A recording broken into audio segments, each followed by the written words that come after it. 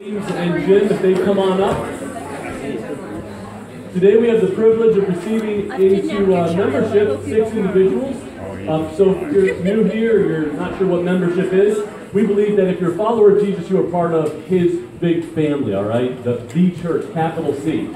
But membership of the Commonplace is a commitment to church with a little c, this local congregation and the values and the mission that God has put before us. And it's a little bit like marriage, people saying, you know what, I want to be a partner in this thing that we're doing together. There'll be days when I'm not at my best, and there'll be days when the church isn't at its best, but we're going to be in this with a long haul. We're going to love each other, and I promise to be part of this beautiful and yet messy sometimes family called the Commonplace. And so, the process, if you want to be a member, there's a couple ways. Sometimes people come to our church who have been members at other Christian and Missionary Alliance churches, and in that case, their membership is transferred in. But the majority of the way in which someone becomes a member at the Commonplace is we hold periodically a membership class where you get to learn about the story of our church, the vision of what God's called us to, some of the theological beliefs that we hold, and then there's an interview with the elders talking about your faith story. How did you become a follower of Jesus? Where do you see yourself serving? And then you are good to go. All right. So anyhow, today we get to invite in, I'm going to ask Bob and Esther Grimes to come in, up here. Are they around here? There they are. And you can handle that one. All right. So Mike, now here's an interesting fun fact for you. My dad, this is my parents, by the way, pastored this church 12 years ago for 6 months. And now we're inviting them back into membership. I just think that's fun. Anyway, full circle for them. And they've moved back into the area. My dad has been serving in a number of ways, helping us through some processes here that I'll talk about later. My mom serves faithfully in our children's ministry. And so I'm grateful for you guys. Come on over, I'll just we shake hands or something. Welcome to the family. Yeah, you get a fancy certificate too. Thank you, sir. Yep. So, behave yourselves. I now have authority to bring my father into church discipline. See how that works out. All right. Jim and Nadine Gorham, you know, they are just finished a membership class. You guys can come on up. But they have been a part of our church for oh man, the beginning, really. James has been here from the very get-go when we were having vision team meetings. I think he was just graduated from high school at that point, just about. And Jim and Nadine have been faithful partners with us as we've done remodeling projects. And they've decided to make Commonplace their church family. And their home, we're excited to have them here full-time and permanently. And so, guys, thank you so much for supporting us in our church. So, come on over, you get a special certificate there. Yeah, absolutely. Family.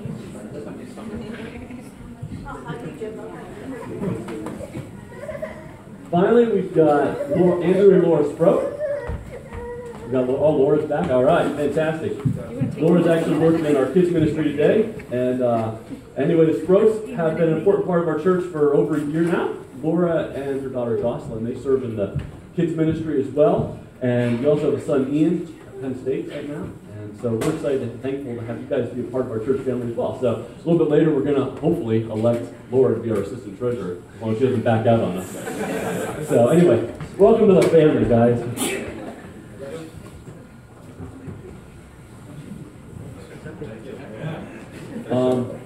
Tell you what, how about we pray for our these new members. Jesus, we celebrate all that you're doing at the Commonplace and how our family is expanding and growing, and we look forward to what you're going to do in the lives of these people and the way that you're going to call them and equip them in their lives and the way that they have ministry and the relationships that they have.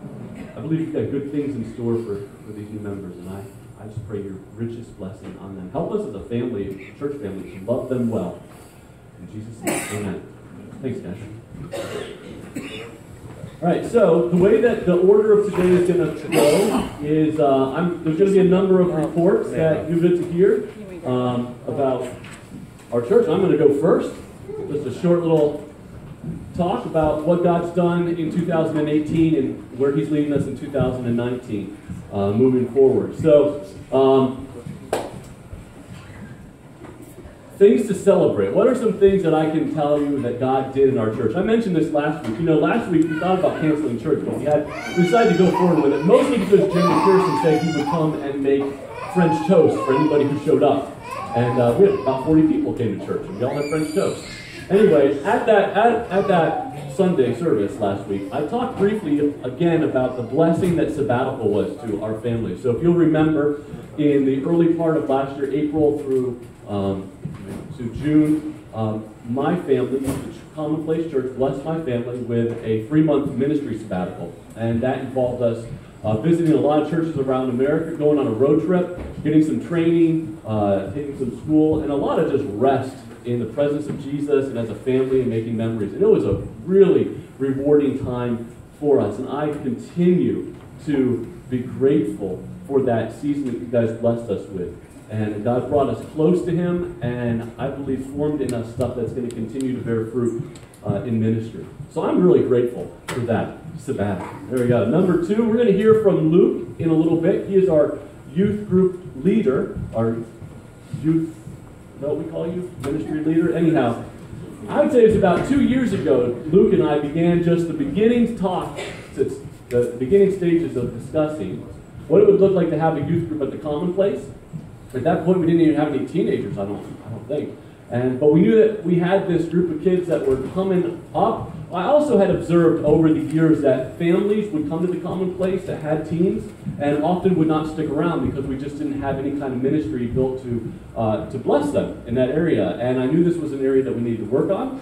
God has uniquely equipped Luke Gardner in this area and has given him a passion for youth ministry. And he'll talk a little bit more. I won't steal his thunder. All that to say is I'm really grateful for this new ministry area that God's called us to.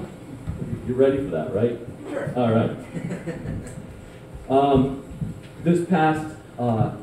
This past year, we also organized and hosted Aaron Wright's ordination service. So Aaron and his family attend our church. Aaron is a chaplain at Rockview Prison and is a pastor with the Christian Missionary Alliance there. It's a neat ministry kind of partnership that we have. Anyway, he was officially ordained as an Alliance pastor. We had a big celebration for him. That was a lot of fun.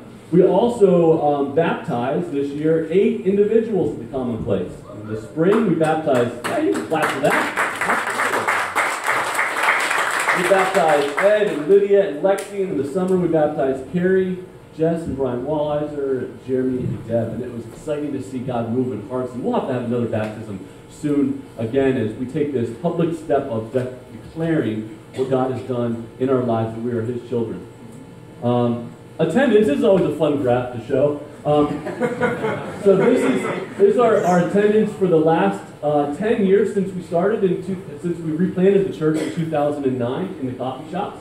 By the way, February 14th, Valentine's Day, Avenue 209, 10th anniversary, and really Commonplace's 10th anniversary here as well. But anyways, we started the church in 2009, restarted the church with about 35 people, and by God's grace, it has continued to grow. And our average attendance in 2018 was 140 people, and so I'm excited to see what that looks like. Just to kind of give you a breakdown of how it typically looks on the Sunday, we have a lot of people, oftentimes 80 people or even 90 will come to our first service. Second service usually has about 40 or 50, and then third service has been in the spring of around this time last year. We had anywhere from 30, maybe even 40 people. Lately, it's been a little bit lower than that, in like the teens and 20s. So anyway, that's kind of how the attendance breaks down for us in the Commonplace. One of the things this past year I discerned is that I needed some help as a pastor in the area of administrative systems at the church. God has given me some really great gifts. I hope He did, at least. But I'm not gifted in everything, all right? And recognizing where you're not gifted in is, I think, an important part of being a leader, so that you can find people who are skilled in those areas. And so I created a job description, and with the board's blessing, we recognized we needed to figure out a way to move church visitors into just full-time, committed members of the Commonplace. What does that look like? How does a visitor get followed up with, and how do they move into being a part of the family here? And as well as how do we keep track of our discipleship groups? I won't go into detail because Chad will give a talk in a little bit. about that. But anyway, in a miraculous way, God provided a gifted leader beyond what we expected in Chad Long, and so he came on board a part-time staff person about 2 months ago, and already we've seen a lot of blessing from having him be here. So good job, Chad. Where's Chad? He's around here somewhere. Hiding back there. All right. Things to pray about. What are some things looking into 2019 that we need to keep in mind? One is that 140 people is already very uncomfortable. Look around you today; it's really full in here, and so we recognize that in order for that to go, for us to reach more people with Jesus, we probably have outgrown church and a coffee shop. And so, what does it look like for us to meet future needs? To give you a little reminder, we started replanting the church in Unk's Family Restaurant back in 2008, and for 2 summers, when we started to have a lot of kids, we moved church to the city park. So all summer long, we had church in Hannah Park. Those were fun days. Then for a while, for about 2 winters, we had church in East Main Street United Methodist Church, a service there and a service here. At one point, we were nearly given the synagogue across from East Campus. We thought we were going to move there. I remember that, and then that fell through. At another point, we almost bought the old Wolf Furniture Store. It later burned down. Glad we didn't buy that. We recognize that oftentimes God leads us through closed doors. We think, this is a great idea. God, if you're in this, bless it. And then it becomes very apparent later on that this is not what he wants us to do. Hopefully he doesn't have to burn down any buildings for us. So we have maximized all the square feet of this building. There is about, if you carve a trough, it's there. It's underneath the bar. There's a basement, all right? We're going to move our nursery down. No, we're not. But every square inch of this place is maximized for ministry and for business. And so be praying with us that God would lead us. We have a team of people who are in the initial stages of discerning where God is taking us in the future. We need a church space that will accommodate significant growth and also provide space to meet community needs. What are the needs in our community? Pray that God will lead that team really well. College ministry, all right?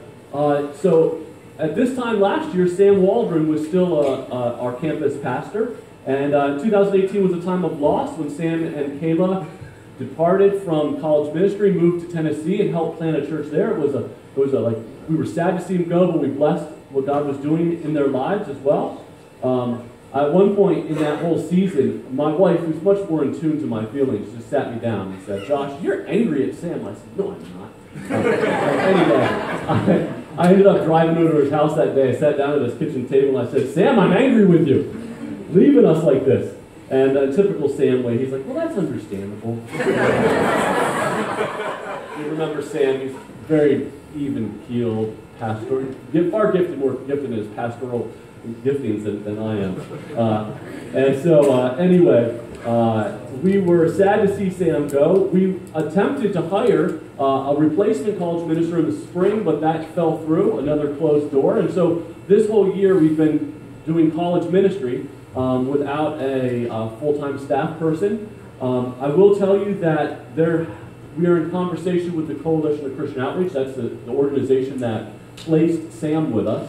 And they have applicants, 4 or 5 applicants for our ministry here that are in the various stages of interview. I interviewed a couple of weeks ago, husband and wife team. And so I anticipate, with God's blessing, that by this fall semester, we will have a new campus minister staff person here. And so continue to pray for that, though, and pray for our college students. At this season in our church ministry, we more than ever need the body to come in and love college students well, to disciple them and to be a part of their lives, not to expect a paid person to do that, because we don't have a paid person right now. We've got to come along as a family and serve them. Things in process for us. One of the takeaways from my sabbatical was I felt that the Spirit of God impressed on me that our church needed to review its history in this city. So while we restarted in 2009 at the coffee shop, we were part of a church that extends back into 1939 when the Lock Haven Alliance Church was started. And I sensed that we needed to discern our story. What is God leading us into the future to do? Sometimes there's clues in the past that help us discern that. Are there patterns, whether good or sinful, that we need to discern? and confess. And so my father, who's trained in a program called Healing the Heart of Your Church, did 3 planning sessions with us. And next Saturday, this coming Saturday, February 2nd at 9 a.m., there's going to be an event that we're holding at the Ross Library in the 3rd floor conference room. All right, it's open to anyone who can come. There's going to be food and refreshments. And we are going to begin to chart out the story of the commonplace from the very beginning till now. We've done research. I've heard interesting stories from former church leaders, and we're still hoping to get some more of those this coming week as we've mailed out letters to former parishioners. And we're going to, by periods of our church life, understand what God was doing.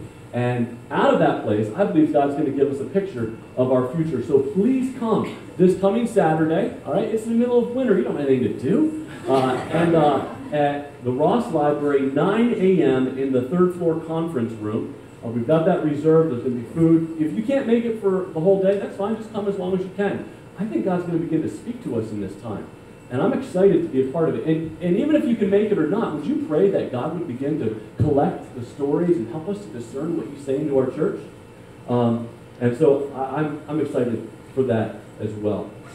Finally, some of you remember that about a year ago, our church took a survey called the Natural Church Development Survey, which evaluated the health of our church on a number of levels. And the place that they encouraged us to work in was this area of need-based evangelism. How do we meet community needs and tell people about Jesus? We kind of pushed pause on that while we decided to work through the Healing the Heart of Your Church area of our church life. But as that concludes in late winter, early spring, we will reconvene our efforts to really begin to outline a plan on how to meet our community in ways we've never dreamed of before. How can we leverage the coffee shop or a new space? And so all of these things are coming together. I see a lot of different things pulling together at this season in our lives to prepare us for the future, whether it's working through our history, understanding the fact that we've got a team in place to look for new building space. It's this idea of how do we meet our community needs. And so there will be more conversation taking place as we build a strategic plan to meet to guide our church in the coming days. So, the Commonplace is committed as ever, I pray, to hearing the voice of Jesus and obeying it. Remember, while I'm the pastor of this church, Jesus is the head of the church. And someday I won't be here anymore, and there will be somebody else who's the pastor, Pastor Isaac. So that's my son, by the way. Anyway, I don't know who will be the pastor of the Commonplace, but Jesus will always be the head of the Commonplace Church. And so we constantly look to Him for direction, for comfort, and for encouragement. And so together we want to discover how to be an effective servant witness to our community in 2019. I think it's going to be a fascinating and impactful year. I invite you to be a part of what God's going to do in our lives. Will you join us for the ride? Yeah, look at that. All right. Clap back there. I love it. All right. Next report comes to you, compliments of Chad Long, our ministry coordinator. All right, Chad. Let's give you a, let's just use this mic. That's great.